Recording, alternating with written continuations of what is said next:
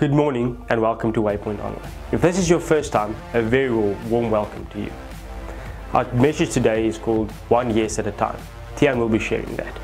Before we go over to Tiaan, however, I would like to invite you to go and watch our previous online sessions on our YouTube channel. Also, if you feel like you want to be more connected to the Waypoint community, please go check out our community podcast every Thursday afternoon at 1 p.m. You will also find all our previous online sessions and all our previous Waypoint Connect podcast sessions on our YouTube channel and the Waypoint SA app. For now, over to Tiaan. Thank you.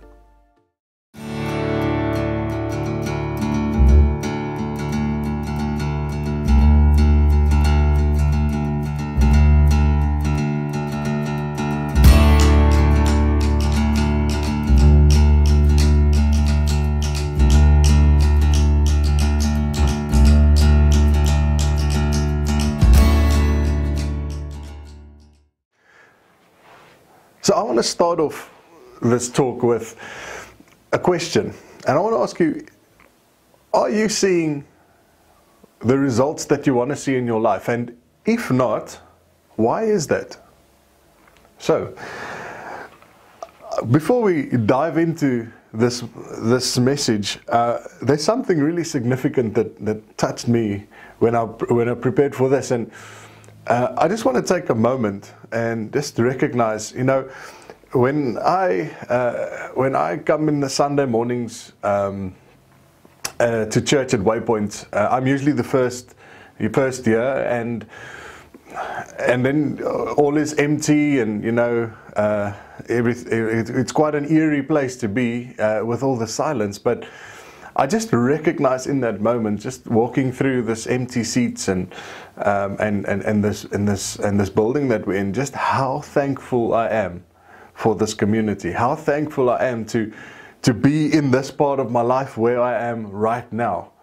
And if I had scripted it years before, I would never have told you this is where I would be today. So just from the bottom of my heart, I want to say thank you for being part of this community, and thank you for allowing me to be a part of this Waypoint community. It is something that has changed my life forever, and I trust it has for you as well. So I'll get back to that part of my story in just a while, but the title for this talk is One Yes at a Time. Now, this morning in the message, we looked back at a story in the Old Testament, which is about a guy called Naaman. Now, in Afrikaans, it's Naaman. I remember when I first heard the name, I was quite confused. But Naaman, a fantastic guy, actually quite a character that we meet in this time in the Old Testament. Now, Naaman pitched up at the scene as the commander of the army, not of Israel, but of the king of Aram. And at that stage, he has conquered what has to be conquered. He's brought in a great amount of wealth and riches for the king of Aram. So he was a man of really high esteem. He was in the best sense of the word. He was a guy to be respected and to be feared.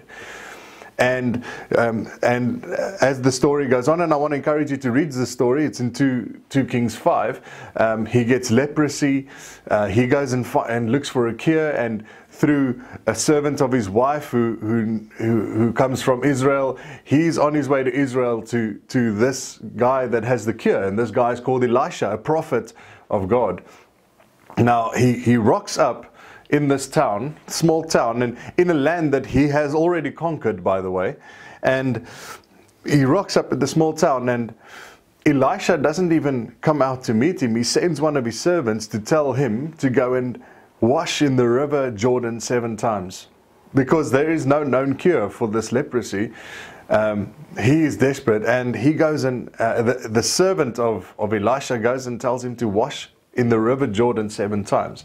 Now this is a big moment for Naaman, because here's this guy with him. He can't understand why the prophet himself won't even come out, and then he doesn't do some amazing thing, you know, where he waves his hand and cares. No, he tells him to go and do a simple thing like wash in the river 7 times. And I mean, of all the rivers, why the Jordan? Because the Jordan there are far greater rivers in his own home, at his own home where he could wash. And So this is a critical moment, and in this story we hear that Naaman's own servants, I mean, who didn't have any power, any responsibility, or any authority really to even speak to him, actually whispers in his ear and reminds him of, he would have done anything for this cure, to go and wash in the river 7 times. It's not a big ask, really, And in this story, Naaman gets to the river and he goes and essentially has to humiliate himself and strip down and go to the river and wash himself, not 1 time but 7 times. And what might have gone through his head at that stage? Because as the story progresses, 7 times it happened as Elisha had said. He was clean. He was cured essentially of leprosy. And this is such an amazing story, because there's something that 7 times in that river, something must have changed in Naaman, because he must have realized in that 6th time that he went down, this isn't about the sickness anymore. This isn't about the healing anymore. This is about trust. And in that moment, and that 7 times when he was healed, a miraculous miracle taking place, everyone looking at him, your skin is clean, you have been healed, how amazing is that? But I bet in Naaman's mind, his life would have been changed forever, not because of the healing, but because of where he decided to put his trust. And more importantly, him deciding to step down from his pride, to lay down that which is getting in the way of his trust in God. Now I want to put it to you this way. If we look at that story and we look at our lives today, I want to ask this question to you is, what is obstructing your trust, your obedience to God? We often find it easy to trust a God that asks you, to slay the dragon. But it's difficult to trust a God who asks you to go into the river. Now let me explain to you what I mean by that.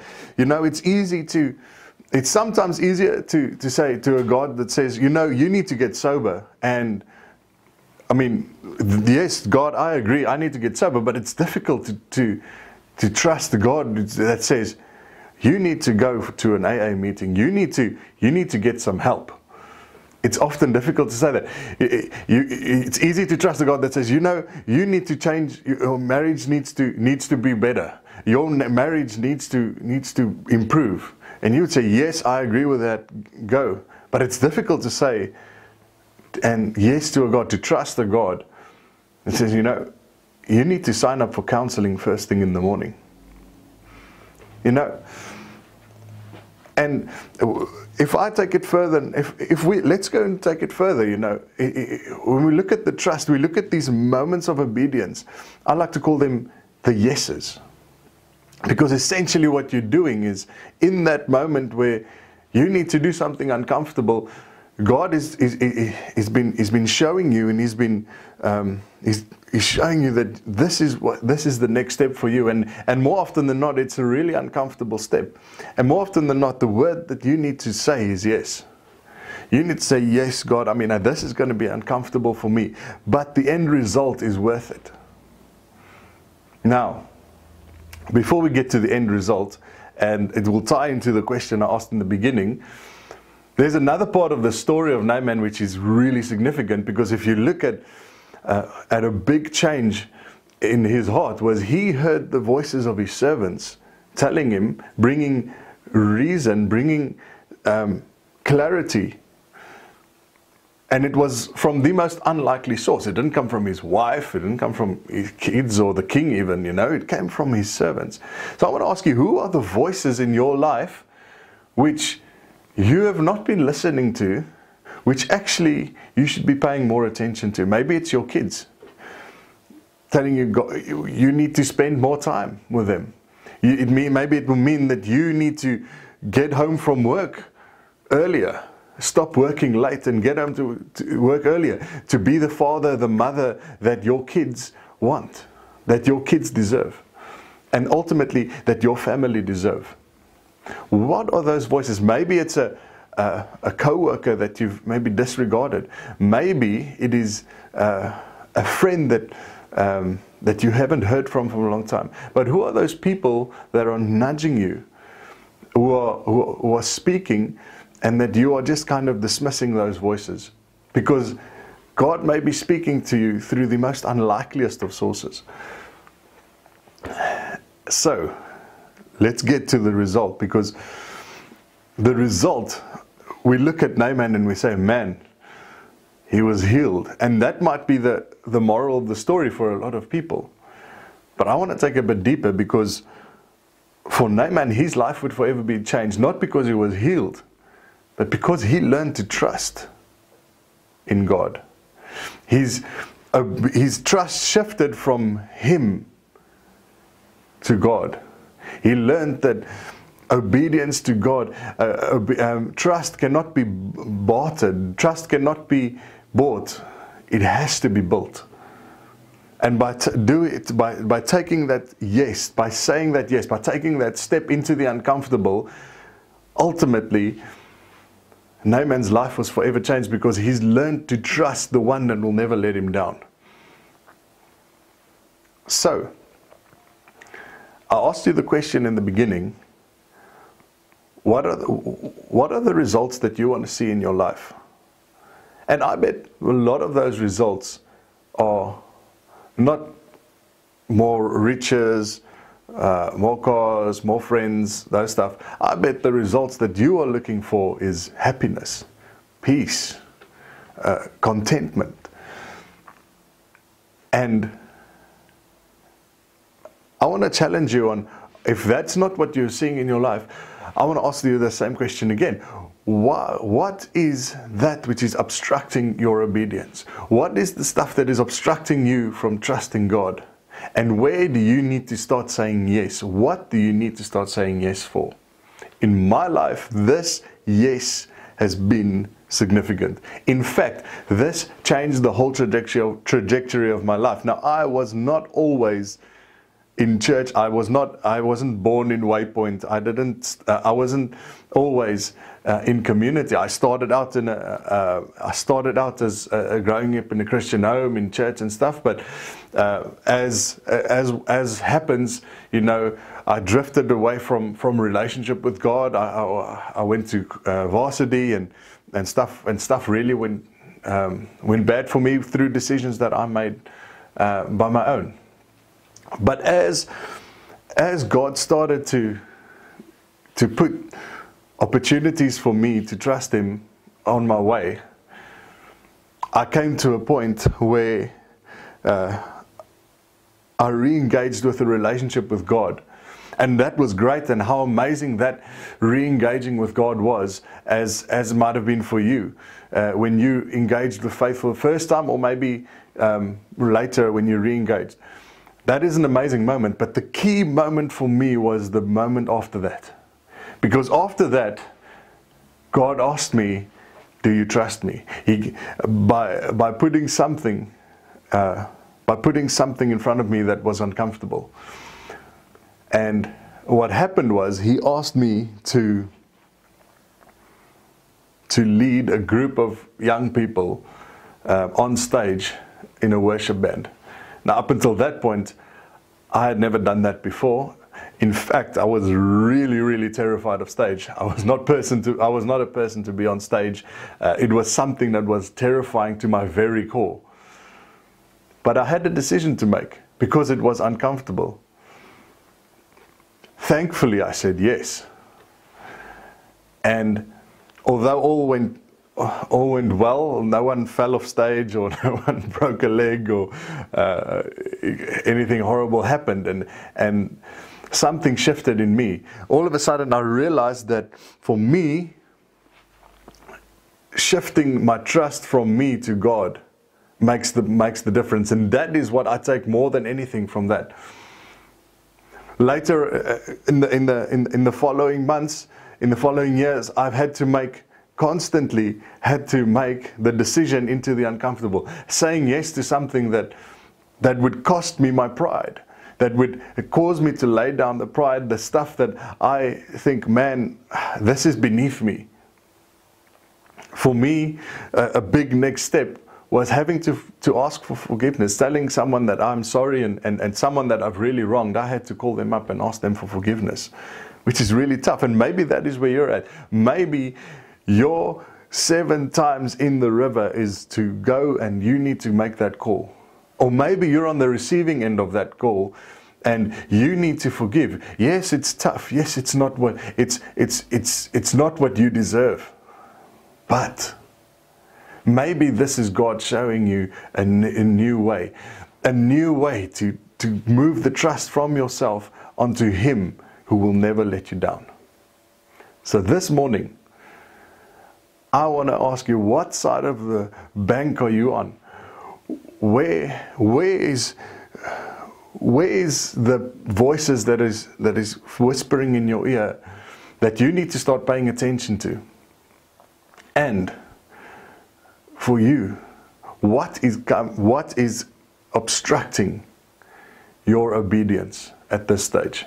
What is in the way of you saying yes to what you should be saying yes to? Thank you for joining me. I hope this has been as challenging for you as it is for me, and I want to encourage you to wrestle with these questions. Go and look at your life. Go and make the tough decisions. Because if you look back, it will be those tough decisions that will stick with you forever. And when you look back at your life and saying, this was the moment that my life turned around, more often than not, it is those decisions, those yeses in the most uncomfortable situations that cost me to lay down my pride, that will ultimately lead you to a better life. And maybe for you today, you need to start putting your trust in Jesus. You've heard about Him, you've experienced Him, you can't explain Him, but He just keeps on rocking up. He keeps on coming up. And maybe this is the opportunity and the moment for you to trust in Him, who paid the ultimate price for you. And in a few weeks, we are going to be celebrating that. So if this is you, if you have questions about it, if you are wrestling with this next step, I want to encourage you to reach out to us. Don't miss the next few weeks, because we are going to go into the very character of who Jesus is. But don't miss this out. So maybe that is your next step. I trust and I encourage you to take that, because here's what I have learned in my life, what so many others have learned, and I know this will be true for you. When you put your trust in God, He will never let you down. Today, I want to end in a prayer, but a little differently. We're going to sing a song called Oceans, but I want to sing the song as a prayer. And I want you to engage with the song as a prayer.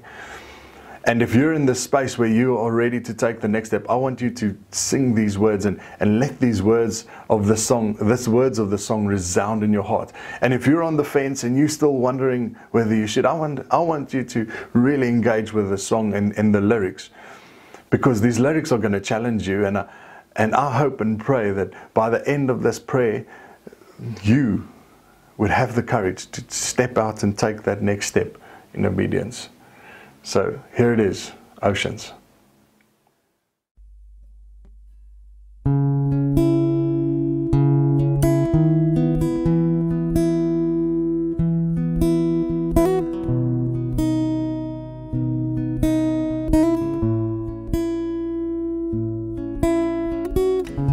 You called me out upon the waters, the great unknown, where feet may fail,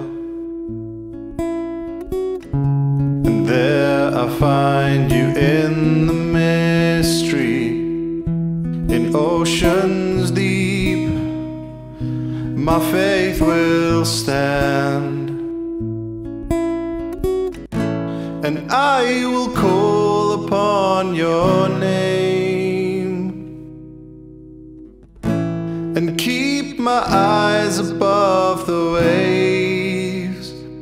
When oceans rise, my soul will rest in your embrace, for I am yours and you are mine.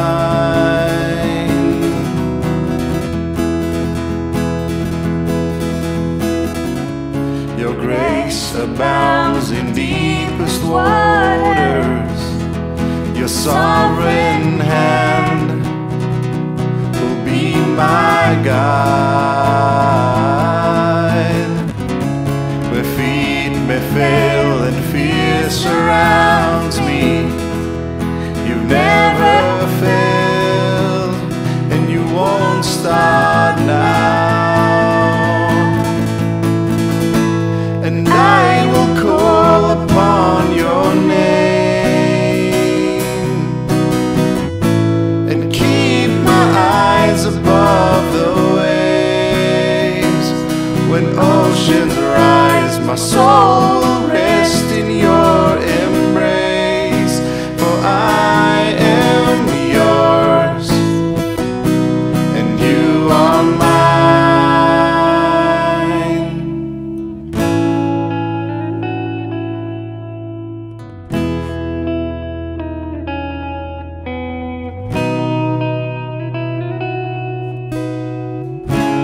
Spirit, lead me where my trust is without borders. Let me walk upon the waters wherever you would call me. Take me deeper than my feet could ever wander, and my faith will be made stronger in the presence of my Savior. Spirit, lead me where my trust is without borders. Let me walk upon the waters wherever you would call me, and take me deeper than my feet could ever wander, and my faith will be made stronger in the presence of my Savior.